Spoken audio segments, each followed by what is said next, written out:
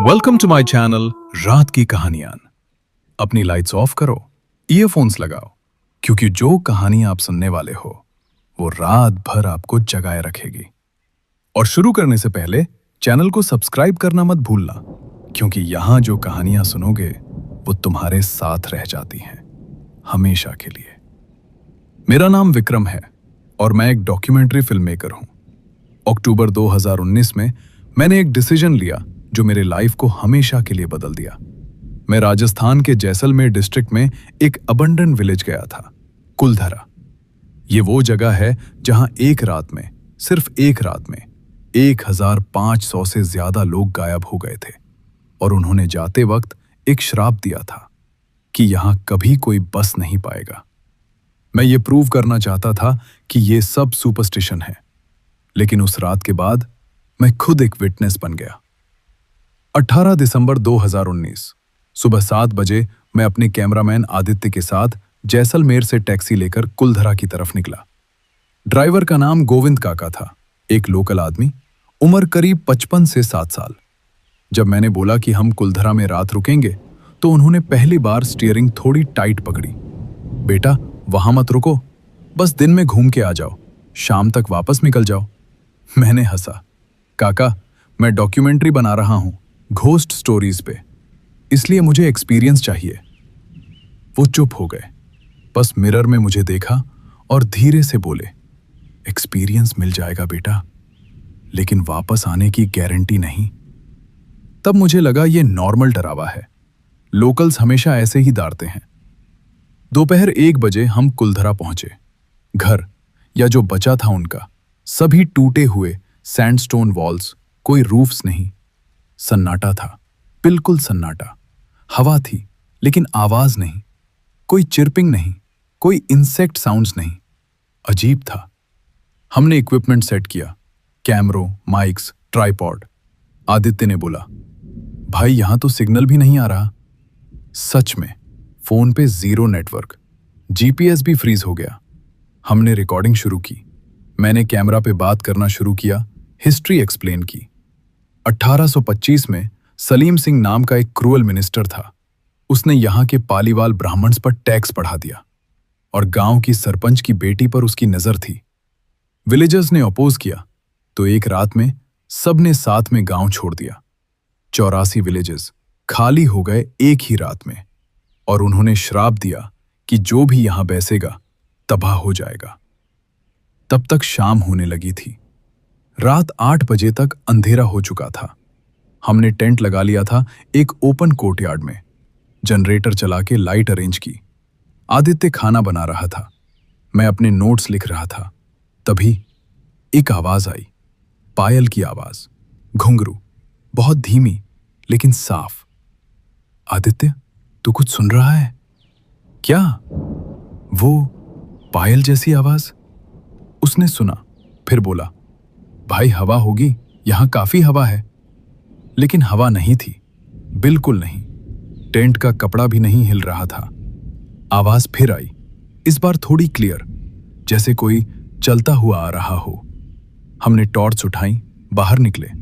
कुछ नहीं था, बस रात और टूटते हुए घर। रात 11 बजे तक सब नॉर्मल लगा।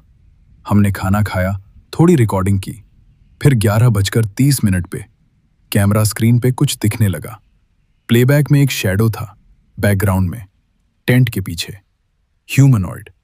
लेकिन हम दोनों उस वक्त फ्रेम में थे। ये कब आया फुटेज में?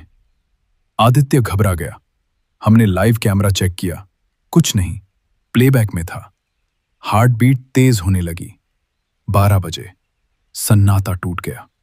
एक आवाज आई, दूर से, बहुत दूर से, रोना, औरतों का रोना। नहीं, सिर्फ एक नहीं, बहुत सारी, जैसे एक पूरा विलेज रो रहा हो। भाई हम यहां से चलते हैं। आदित्य का चेहरा सफेद हो गया था। मैंने कहा, बस थोड़ा और फुटेज। नहीं भाई, अब बस। तभी टेंट के साइड से फुटस्टेप्स, स्लो, डिलिबरेट, जैसे कोई बेयरफुट चल रहा हो। हम दोनों टेंट के अंदर घुस गए, जिप बंद कर दिया। फुटस्टेप्स टेंट के पास आई, रुक गई। सांस रुक गई हमारी।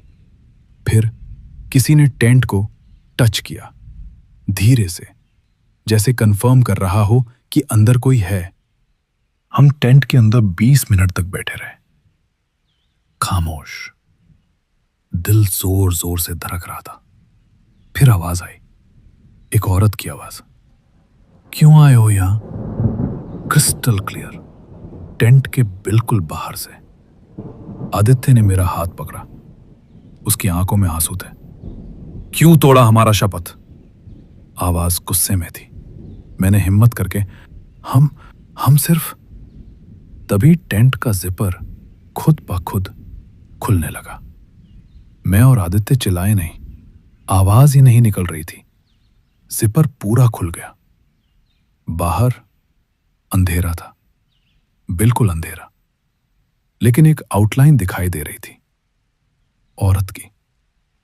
घाघरा, ओढ़नी, लेकिन चेहरा ब्लर था, जैसे out of focus C CCTV footage.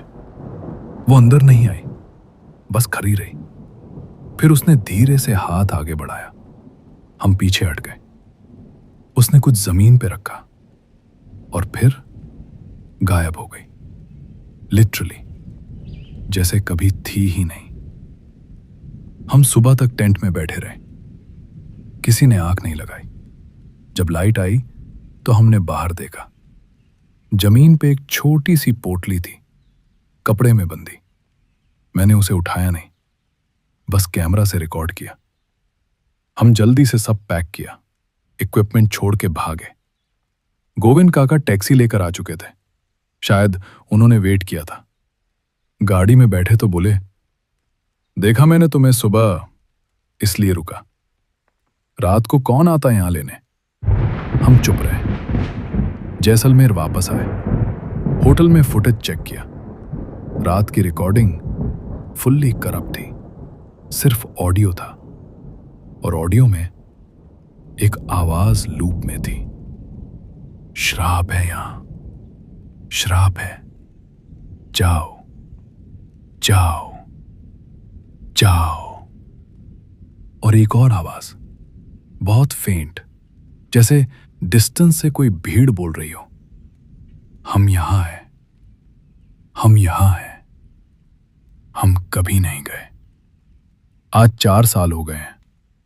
मैंने वो डॉक्यूमेंट्री कभी रिलीज नहीं की, लेकिन एक बात बताता हूं जो मैंने किसी को नहीं बताई। जब हम वापस दिल्ली आए, मेरा फोन ऑन हुआ, सिग्नल आ गया। एक मैसेज था, अननोन नंबर। उसमें एक फोटो थी, हमारी फोटो, टेंट के बाहर खड़े।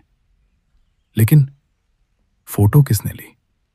हम सिर्फ 2 थे, और फोटो में बैकग्राउंड में ढूंढली सी काफी सारी औरतों की सिलुएट्स थी। सभी हमारी तरफ देख रही थी। मैं आज भी रात में अकेला नहीं सोता, क्योंकि कभी कभी रात को 12 बजे मुझे पायल की आवाज सुनाई देती है, अपने रूम में, दिल्ली में। कुलधरा आज भी खदा है। लोग दिन में जाते हैं, फोटोज खींचते हैं, लेकिन कोई रात नहीं रुकता। शायद उस गांव के लोग कभी गए ही नहीं। शायद वो आज भी वही हैं, छुपी हुई उस श्राप के अंदर। अगर आप कभी कुलधरा जाओ तो याद रखना, कुछ जगहों को डिस्टर्ब नहीं करना चाहिए। तो दोस्तों, ये थी आज की कहानी। अगर ये स्टोरी आपको लगी अनसेटलिंग तो लाइक जरूर करें, और कमेंट में बताएं कि आप कुलधरा जाने की हिम्मत करेंगे। सब्सक्राइब कर लें रात की कहानियां को, क्योंकि ऐसी ही रियल और बोन चिलिंग स्टोरीज लाते रहते हैं हम। याद रखना, रात गहरी है और कहानी अभी खत्म नहीं हुई। गुड नाइट, अगर सो पाओ तो।